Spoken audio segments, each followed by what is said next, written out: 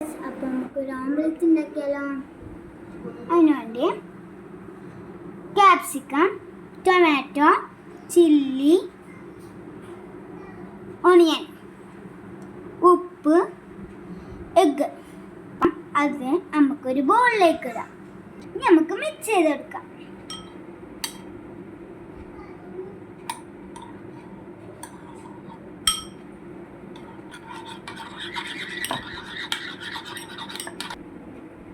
ഇനി നമുക്ക് പാൻ വെച്ച് അതിലേക്ക് കുറച്ച് വെളിച്ചെണ്ണ വയ്ക്കാം.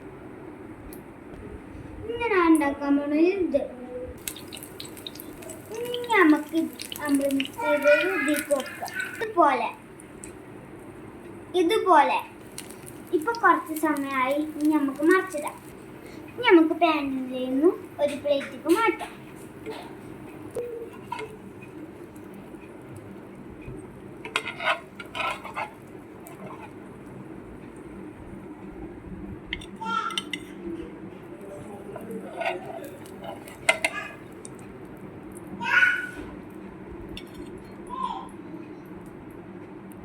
അങ്ങനെ നമ്മളെ ഓംലെറ്റ് റെഡി.